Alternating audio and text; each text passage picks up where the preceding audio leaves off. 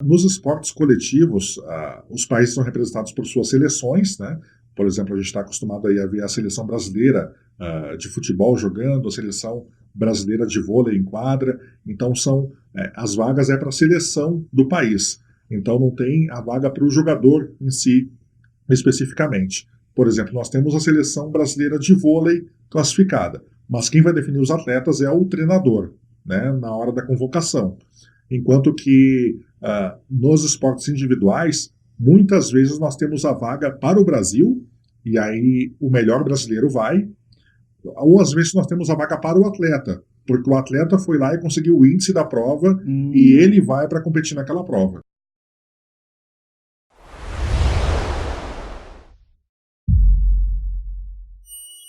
Olá, eu sou Maria Ferreira. Eu sou José Aldeveza. Eu sou o Thiago Medeiros. E esse é o 4º episódio da série Rumo a Tóquio!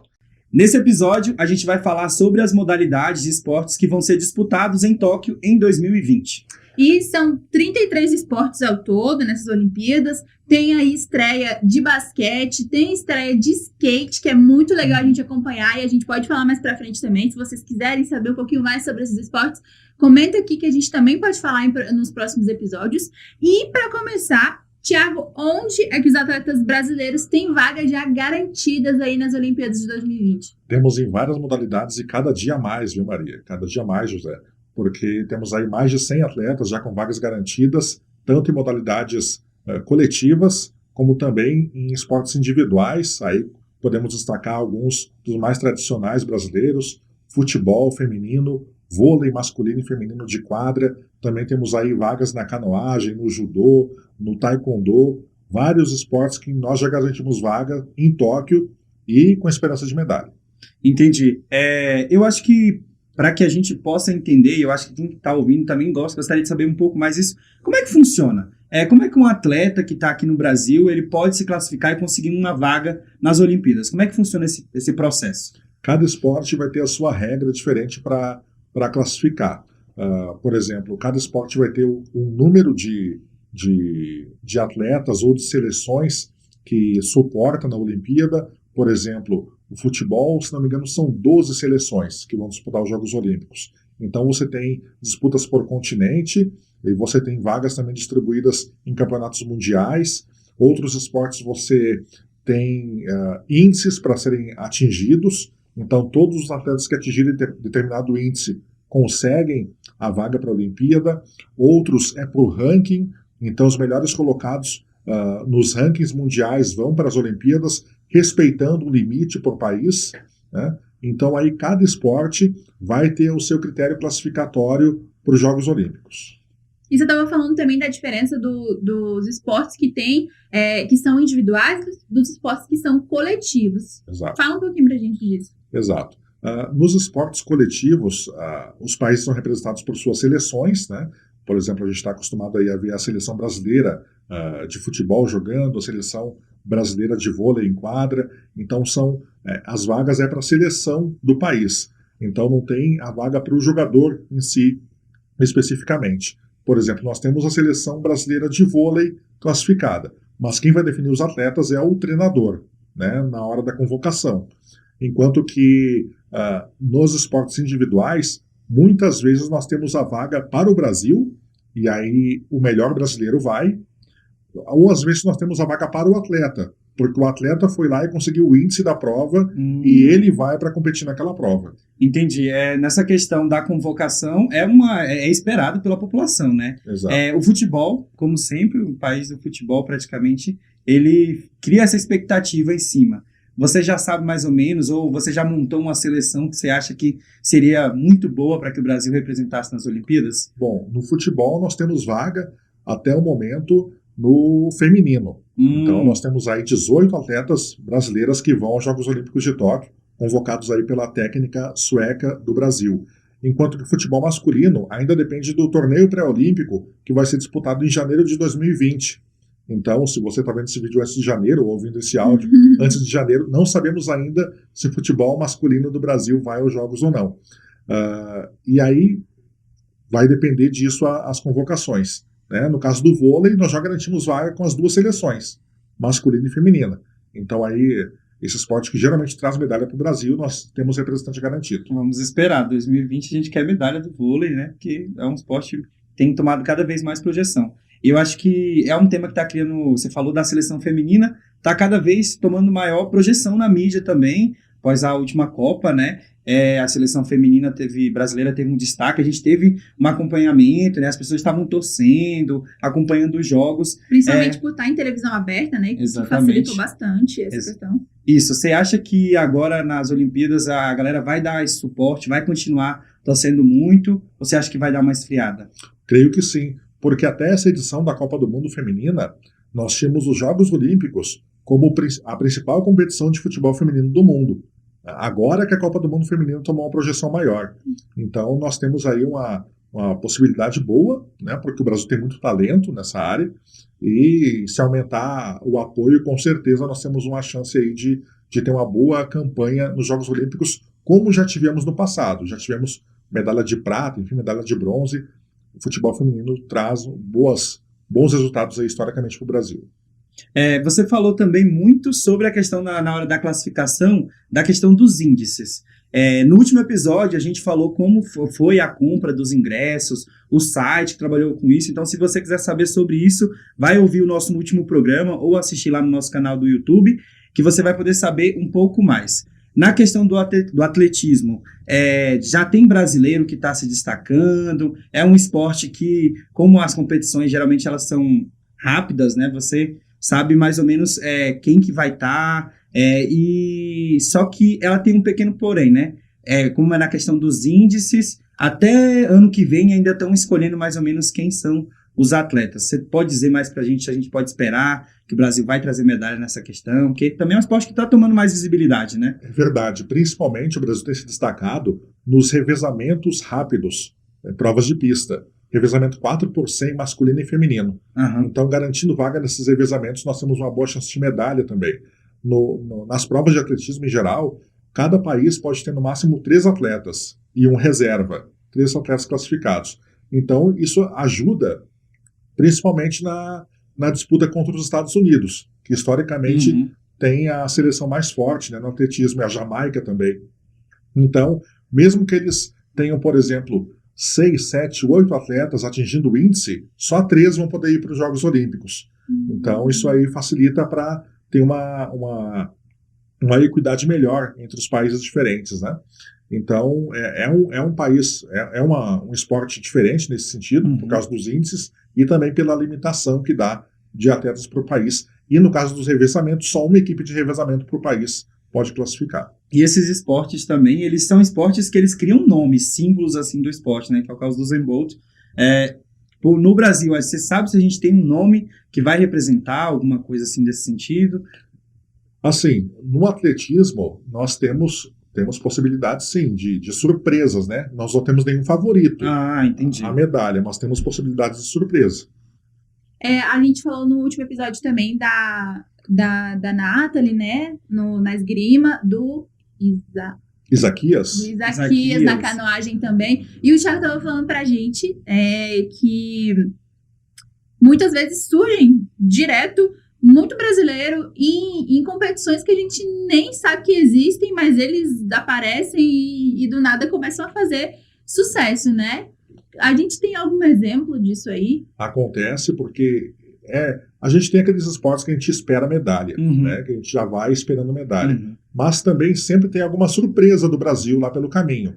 Algum atleta que está treinando, que está se esforçando ao máximo, que está tendo bons resultados em competições internacionais, e muitas vezes a gente não vê, porque são esportes menos populares no Brasil. Por exemplo, nós já conseguimos bronze no pentatlo moderno feminino. É um esporte que pouca gente conhece.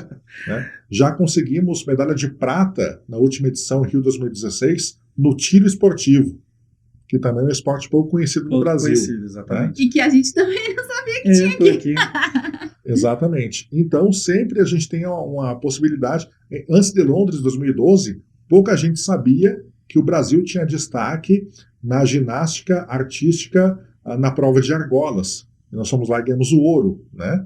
Então, nós temos aí boa chance de surpreender mais uma vez, só que, como a gente sabe, né, surpresa a gente não tem como saber qual vai ser, então não seria surpresa, né? Então, Essa questão da surpresa é interessante, mas eu acho que também entra um pouco que, assim, a gente não tem muito costume, pelo menos assim, quem não assiste muito, de acompanhar como é que anda o treinamento dos atletas, né? Eu acho que é só quem gosta muito dos esportes que acaba meio que entrando nesses nichos, né? E tem a questão da TV, assim, TV para assinatura, muita gente não tem sobre os esportes, acaba não acompanhando como está sendo esse trajeto, esse longo trajeto até chegar nas Olimpíadas, né? exato. Então, a gente também estava falando que tem esportes que o Brasil não conseguiu se classificar, como é o caso do beisebol, que o José depois pode explicar como é que funciona. Talvez eu não possa. Me explicou aqui como funcionava. Talvez eu não possa explicar, né? E a gente também estava discutindo sobre ter relação com a cultura do país. Por exemplo, nos Jogos de Inverno, o Brasil não tem tanto sucesso assim, porque aqui a gente não tem neve. E muitos atletas têm que ir para outros países para exatamente, treinarem, não tem né? muita facilidade também pela questão ambiental do país. Vocês acham que tem a ver realmente com a cultura? Ou é, assim, esporádico também? Depende de vários fatores. A cultura do país, ela acaba gerando o interesse pelo esporte ou não, Uhum. né? Por exemplo, nós temos um esporte não olímpico que o Brasil tem muito destaque, que é o futsal. Ah, Sim, é verdade. bastante. Antes do Brasil ter muito destaque no futsal, ele começou a ser desenvolvido muito no Rio Grande do Sul, que é um estado mais frio, Um bom gaúcho, né? Thiago, Para não, falar do... gaúcho. que é um estado mais frio do Brasil, e por conta disso, o futebol de salão se desenvolveu porque era muito frio para se jogar futebol no campo. Então começou a se jogar futebol no salão e aí acabou se popularizando pelo resto do país. Mas hoje é um esporte não olímpico. Então, a cultura do país, desde de clima, enfim, de tudo, influencia naquilo que vai se tornar popular ou não. E se tornando popular, você vai ter mais gente disputando, e tendo mais gente disputando, você tem mais chance de se destacar, né, a conseguir bons atletas e se destacar no cenário internacional. É muito legal falar sobre essa questão de tomar visibilidade. Falou agora há pouco de alguns exemplos de pessoas que ninguém conhece o esporte e a partir de uma figura icônica, né, que acaba ganhando medalha, o esporte começa a se tornar popular. Eu acho que, apesar de a gente ser o Brasil, o país do futebol, o Brasil também tem se tornado, acho que, o país do judô. O judô tem tomado uma projeção muito forte, principalmente nas Olimpíadas, porque os atletas costumam trazer medalha, e como que é um esporte que você fica ali, fica eufórico, acompanhando as lutas, você não sabe quem vai vencer, quem tá ganhando, quem tá perdendo, tem uma pessoa para julgar. Como é que você está avaliando essa questão desse esporte, que é o judô, que está levando o nome do Brasil aí para fora? O judô é um grande destaque do Brasil, sem dúvida. Mas é um esporte individual, claro que também tem a disputa por equipes lá no final dos Jogos Olímpicos, mas é um esporte individual e que o Brasil, de fato, tem bastante destaque. Muitos centros de treinamento, muitos atletas se desenvolvendo, programas sociais espalhados pelo Brasil que dão aula de judô gratuita para crianças carentes, enfim, isso também acontece. Isso desenvolve e ajuda a fomentar o esporte e a fazer aquilo que a gente falou agora, a surgirem atletas com condições de terem resultados importantes em nível internacional. Por isso que o judô já trouxe tantas medalhas para o Brasil e outros esportes também. E você acha que esse fomento ao judô, ele tem acontecido porque justamente ele está se destacando, ou foi uma coisa que já vinha acontecendo por outro motivo? Uma coisa acaba levando a outra, né? Você tem primeiro os abnegados, que são os que iniciam o esporte, né? E esses aí acabam levando a coisa adiante. Enfim, acaba criando seus projetos, acaba criando suas escolas e isso acontece no judô e em outras modalidades também e acaba se desenvolvendo mais, né? Nós temos aí vários exemplos de atletas que surgiram nesses projetos sociais. Eu conheço pessoalmente uma, no caso a Maria Portela, que já representou o Brasil em 3 edições de Jogos Olímpicos, né? E, de fato, isso acontece, é muito bom que continue acontecendo em cada vez mais esportes. Essa questão dos projetos sociais, o Brasil se destaca muito, assim, né? Porque, como você falou, existem atletas que crescem e aí eles querem trazer essa retribuição e os valores que o esporte podem proporcionar para uma criança, para o crescimento de um jovem, né? Principalmente, então, são projetos altamente essenciais para o crescimento do esporte no país. Sobre essa questão de esportes menos conhecidos, e aí a gente entra um pouco também para falar um pouco sobre o fomento de algumas categorias, né? Se a gente observar, você falou agora o pentatlo? Pentatlo moderno. Pentatlo. Vamos lá, comenta aqui embaixo quem conhece, quem sabe o que é o pentatlo moderno. Acho que o Thiago vai dar uma aula aqui pra gente sobre como é que funciona esse esporte, porque de fato são esportes que são menos conhecidos, eles são menos populares, você não tem grandes nomes que representam, grandes nomes assim, né, que você tem atletas, mas que não são atletas que têm muito destaque na mídia. E que não são grandes nomes porque não tem esse destaque na mídia, exatamente. Você acha que agora, recentemente, a gente teve o Pan-Americano, né? Tiveram alguns atletas que apareceram no Pan e que provavelmente vão representar o Brasil. Sobre a questão do patrocínio, você acha que o Brasil, tendo esses projetos sociais e grandes nomes, o patrocínio está aumentando ou ainda existem atletas que estão fazendo muito esforço para chegar até uma Olimpíada? Está sendo uma coisa muito distante da realidade de muitos atletas ainda? Você tem aí várias formas, né, de conseguir ou de não conseguir os seus objetivos, né? Porque nós temos aí patrocínio por conta, às vezes, de empresas, tem empresas que patrocinam atletas ou grupos de atletas. Você tem patrocínio através das confederações, que geralmente buscam também através de empresas públicas e privadas esse patrocínio e distribuem para os seus principais atletas e seleções. Você tem o patrocínio também através de... Agora me fugiu. Mas o outro tipo de patrocínio muito comum no Brasil é por meio de bolsas do governo, né, para atletas que se destacam. E principalmente em início de trajetória, você tem o patrocínio, né? Que é quando... O fomento familiar, você né? consegue, pela família, ter o seu início no esporte. O que não é ruim. Não, pouco acontece. Porque nem todo mundo tem condições de fazer isso, né? É por isso que você vê muito atleta fazendo vaquinha, leve um atleta a uma competição. Então, é importante que também você considere, as pessoas ajudem, né, alguns atletas para fazer a pessoa chegar num espaço como esse de Olimpíadas, né? E você já digitou aí nos comentários, eu sou fã de pentatlo moderno. Pode digitar aí, ou hashtag pentatlo moderno. Vamos torcer, vamos acompanhar. Sim. Que é um esporte que foi disputado por nada mais nada menos que o Barão de Coubertin. Nossa, conta pra gente que é. Interessante, pero no conoco. Fundador dos Jogos Olímpicos Modernos. Olha só. Aqui também é lugar de cultura. Então, esse negócio do patrocínio é muito sério também, porque, como a gente viu na Copa do Mundo Feminina, que aconteceu esse ano, né? A Marta um pedido de socorro, sim, quase, né? Fez um pedido de socorro sobre patrocínio para o esporte feminino, que é o que não acontece. E foi muito legal as coisas que ela falou, se vocês quiserem depois pesquisar sobre, para quem não viu, a fala dela o depoimento dela no jogo que eles perderam, que acho que foi a eliminação do Brasil, final. né? Então, assim, a Marta meio que ela foi um relato disso. dela de Exato. como o esporte precisa do apoio, né? Ele precisa de visibilidade para que ele continue crescendo, porque assim, a gente já comentou aqui nos últimos episódios sobre como que funciona para chegar até o Japão, né? Como você pode comprar passagem. A gente sabe que isso tem um custo e para levar uma seleção é um custo. Você pode pegar e multiplicar esse valor aí várias vezes, né? Para você levar um atleta até lá. Então é difícil você ter um atleta que chegue até dar a volta no mundo, chegar em outro continente para competir. Então acho que o fomento... Fora também conseguir treinar aqui no Brasil, né? Que Exatamente. Já se torna complicado. Então, uma dica que a gente dá e um pedido também é apoiem os atletas da cidade de vocês. Quantas vezes a gente já não foi abordado por pessoas que estavam vendendo doce e dizia que era atleta, que estava querendo ir para tal competição e a gente, às vezes, não escuta, né? Uhum.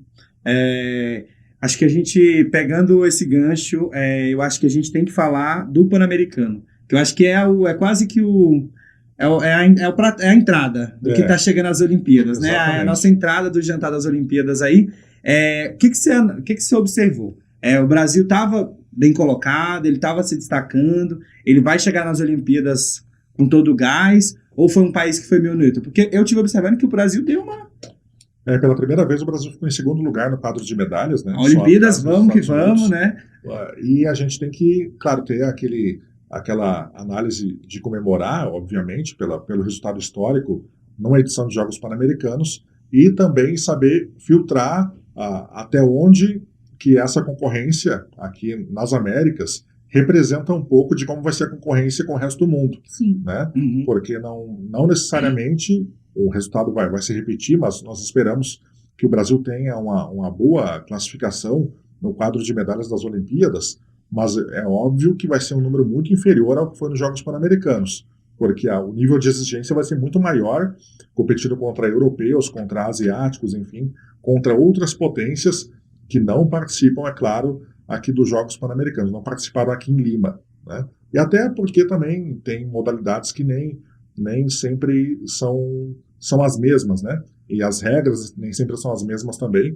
Então, são competições bem diferentes. Mas dá, é claro, para a gente ter aquele gostinho, né, inicial, Sim, de competição esportiva em nível internacional, e para a gente poder ter aí uma visão de quais atletas estão em crescimento e em condições de representar bem o Brasil. a Pelé é mais ou menos um ano, né? Então, Temos a lista, vamos repassar antes de terminar o episódio, a lista dos 33 esportes dos Jogos Olímpicos. boa. Decorou, Thiago? Vamos ser surpreendidos aqui também. Eu meio que desconheço, são muitos, 33, e a minha memória ela anda cada vez mais falha, né? Então eu acho que a gente vai pegar aqui, vai memorizar. Eu acho que dá para falar um pouco mais sobre cada esportezinho, a gente fala o nome, né? E a gente vai tentar lembrar o que a gente lembra sobre esse esporte. Bom, no quadro de esportes olímpicos, nós temos um que eles chamam de esportes aquáticos. Né? Então engloba natação, engloba nado sincronizado, engloba saltos ornamentais, né? Todos eles sob o mesmo guarda-chuva de esportes aquáticos. Temos tiro com arco, atletismo. José vai fazer a mímica. Exato, vai fazer o símbolo do esporte. Atletismo, que não é só as provas de pista, né? Nós temos também as provas de campo, que são os lançamentos, lançamento de dardo, martelo, aquela coisa toda.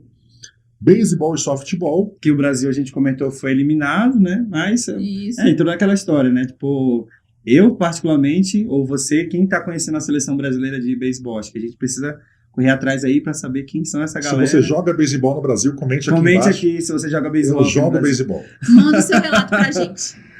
Basquete, que se divide entre o basquete tradicional de quadra 5 contra 5 e o basquete 3x3. Quem acompanha o podcast aqui sabe que o Thiago é o cyberfã, o hiperfã de basquete. Gosto muito. O Thiago, ele jogava basquete, né? Então ele meio que... Tentando, mas parei de crescer. E o Thiago diz que tem 1,90 e 2. E ele é pequeno. 92 e diz que é pequeno para o esporte. Eu considero. Imagina a gente, 1,63, não tem tamanho dele. Tô fora. Canoagem. Ciclismo, que se divide aí em BMX, ciclismo de estrada, ciclismo de pista. Hipismo. As ricas? Realmente não é acessível para todo mundo. Você já teve a experiência de levar um cachorro numa viagem?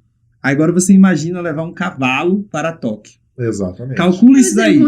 Coloca isso daí no seu orçamento. Eu acho que é mais caro que você passar. E não é qualquer cavalo também. Né? Tem que ser um cavalo de competição específico. Não pode ser um jeguezinho, né? Esgrima, futebol, masculino e feminino, golfe, ginástica, que se divide entre ginástica artística, ginástica rítmica e de trampolim. Temos também hóquei, o judô, karatê, pentatlo moderno, o remo, temos também o rugby, a vela, que são várias provas de vela, o tiro esportivo, o skate, que está estreando nos Jogos. Né? E uma curiosidade, tiro esportivo. Tiro esportivo, somos medalhas de prata no Olha última edição dos Jogos Olímpicos. Em uma das modalidades, Felipe Hu ganhou uma medalha de prata. Eu ia fazer uma piada infame, mas eu Por favor. pulei. Inclusive, o tiro esportivo não é muito popular no Brasil, mas o tiro esportivo, além de ter sido medalha de prata no Rio 2016, foi a primeira medalha do Brasil na história dos Jogos Olímpicos. Também uma prata com tiro esportivo. Sério? Nossa. No Brasil é popular só o tiro normal, né? A gente falou pra não fazer. Desculpa. O que a gente estava falando antes também sobre os esportes, eu esqueci o nome agora, mas tipo karatê e esses que puxam para esse lado, serem o Japão ter mais Destaque, né? Ele é um país que se isso. destaca nas artes marciais. Né? Exatamente. Artes marciais, esqueci o nome, exatamente. Exatamente. Judô, karatê, taekwondo são esportes que o Japão geralmente tem bons atletas e se destaca e ganha muitas medalhas. Os nomes são todos asiáticos, né? Então, Também. Eu parei, se não me engano, foi no rugby, vela, tiro esportivo, skate, escalada esportiva, o surf, que também está estreando. Como é que funciona o surf lá? O surf vai ser numa das praias de Tóquio e vai acontecer em eliminatórias por 4 dias e as finais no 5º dia. Porém, depende, é claro, das ondas, né? Então, o programa olímpico, ele considera, na verdade, um festival olímpico de surf, com 9 datas. Ficam acontecendo, e aí o dia que tiver o melhor... São 9 datas previstas para o surf. A expectativa dos organizadores é que nos 5 primeiros dias se defina tudo. E nos dias seguintes seriam apenas apresentações artísticas de surf, sem valer medalha. Porém... De graça para ver? Não ingresso. Cada um tem um ingresso para comprar? Sim. Sim. Porém, o que acontece é o seguinte, pode ser que nos 5 primeiros dias não tenha onda ou o tempo prejudique de alguma forma. E nesse caso, os 4 últimos dias vão ser usados para recuperar o que for perdido nos primeiros, caso aconteça. Entendi. Mas todos os dias, então, tem avaliação? Sim. Entendi. Tem algum outro esporte que você... Porque, assim, depende de condições que vão além da organização, Sim. né? Tem algum outro esporte que tem alguma coisa parecida? O tênis também é assim. Porque se chover, a quadra não é coberta, não tem como continuar a competição. Isso aconteceu nos Jogos do Rio. É comum, inclusive, acontecer em Jogos Olímpicos. Não se tem controle sobre o clima. Então, se chove, acaba tendo que adiar aquela rodada e mudar também jogos de quadra, que aconteceria numa quadra auxiliar passar para a principal e vice-versa. Então, seguindo aqui, nós temos o tênis de mesa, temos o taekwondo, o tênis normal, o triatlo, o vôlei, tanto de quadra quanto de praia, levantamento de peso e a luta livre, também conhecida como luta olímpica ou luta greco-romana. E o vôlei também, o vôlei de praia vai depender dessas questões climáticas também, né? Também vai depender, é verdade. Bastante. Se o clima não ajudar, nós sabemos que o Japão tem suas inconsistências de clima, né? Alguns eventos climáticos extremos que a gente não tem no Brasil, por exemplo, como tufões, né? Então pode ser que aconteça alguma coisa que impeça a competição de se realizar e tem que ser adiada. É isso?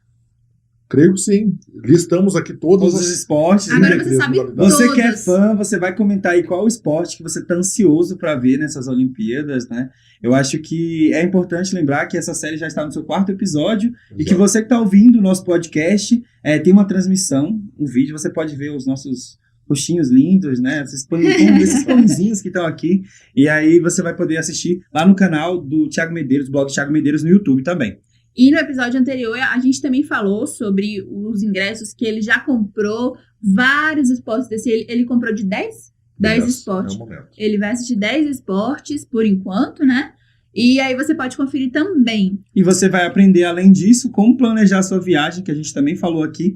Como planejar sua viagem, como chegar até Tóquio, o que você pode fazer, pesquisar, qual que é a melhor saída, o que é melhor comprar antes, melhor comprar depois, parcela, não parcela, o que vai fazer para essa viagem acontecer aí também. Exatamente. Lembrando que a gente também tá, além de no YouTube, né? Estamos no Spotify, no Deezer e no SoundCloud. Além do blog do Thiago, que é blog Thiago Medeiros.